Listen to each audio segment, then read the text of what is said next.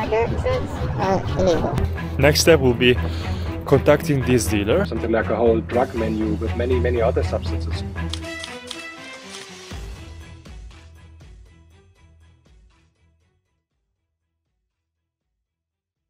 A narco state. That's the issue that Femke Halsema has recently called out on the concerning drug dealing situation in the Netherlands.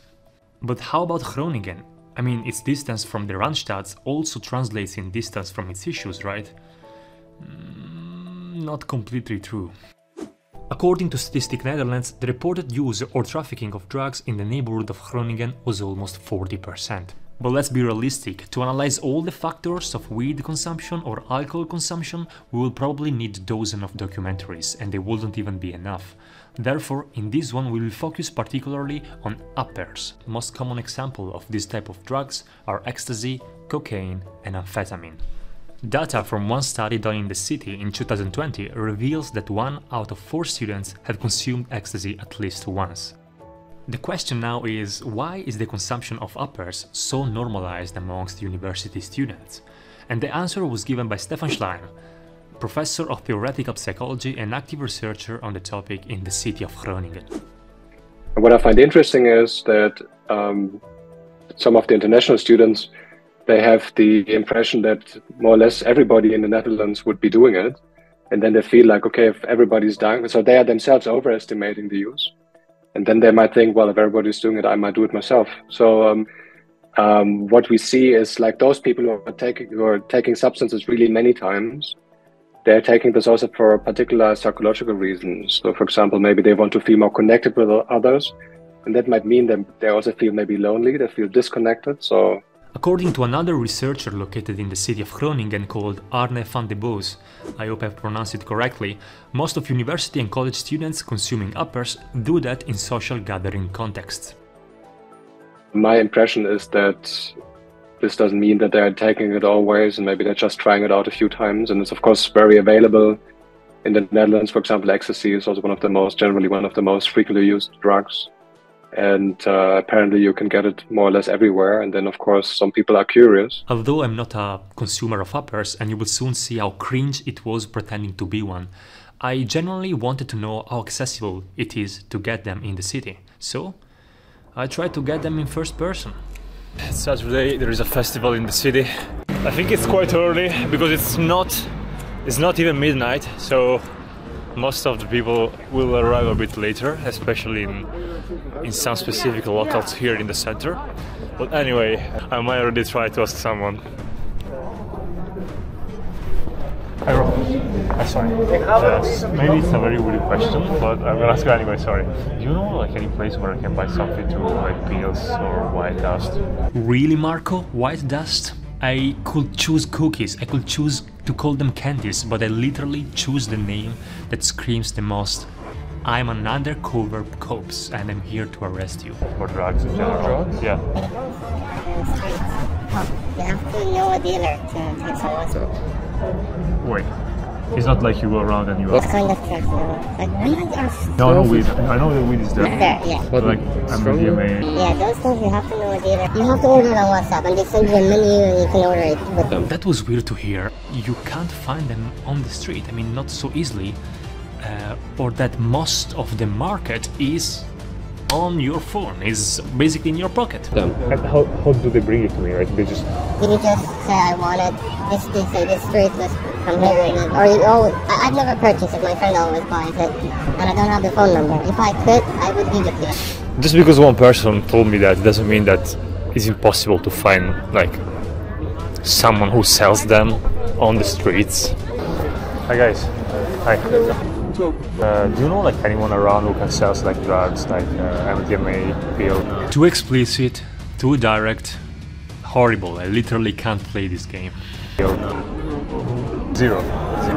Hey guys. Hi, good evening. May I ask a question? Do you know like people around that can like sell pills or white dust? Or zero? I don't know. People? Yeah, like here around, I can ask. I mean, I got numbers, but I mean, I don't know her. But how does it work? Like, do you go around or you just like order online? I've never done it, but unless you go around and maybe you ask people are using.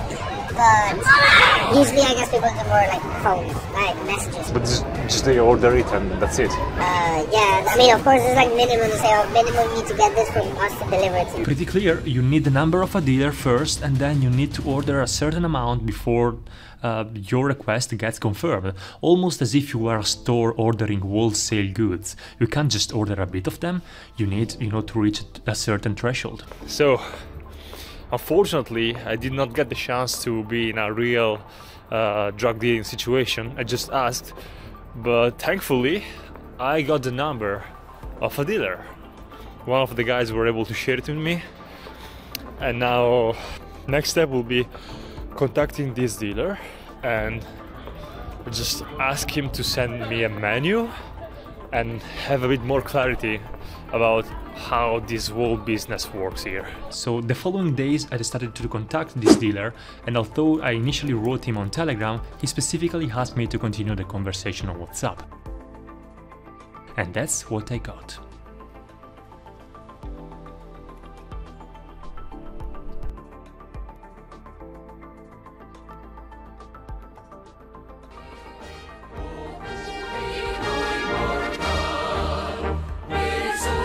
I actually hear that some of these drug dealers, they are actually on chat apps. They have like chat groups where every week they will send like the menu, and maybe also will offer you a discount or whatever. So it's very much like also commercial supermarkets and the way how they deal with drugs. So then you get these lists with all these alternatives, and then people might also in the end choose maybe some more dangerous or unknown drugs without knowing enough about them. But just because in the first place they were looking for ecstasy. So it appears that the main perceived risks are in the easy accessibility to more dangerous drugs, in buying a product that has been treated with more harmful substances, and in the increased size of the criminal market and the social disruptions that derives from it. But now the question is, what can be a solution to make younger and older people, consumers and not, feel safer not only in Groningen but in the whole country? So my view, and that's also now what I think the majority of the scientists are also talking about, is what we call harm reduction. So we accept that people have been using, are using and will be using. And by the way, there's also from history not really a good example that prohibition ever worked. So I try, as I already said, try to understand why people are using, then maybe also offer them alternatives, offer them the correct, right information about the risks and the benefits of their behavior. But then, in a way, of course, we must be careful that the prohibition in itself, if we don't allow people to get the substances from a safe place, so to speak, that they then choose for more dangerous ways of consumption. Many people understand that there is a problem, but it's also a bit frustrating that the decision making takes so long, and then meanwhile people are just consuming and they're taking higher risks than would be necessary. These were our final considerations. We hope that this video was enough informative for you, and don't forget to like it if you appreciated this type of format. Also, you can let us know in the comment your thoughts and eventually even your experiences related to this topic. From Marco and Hanze magazine, this was everything. See you soon.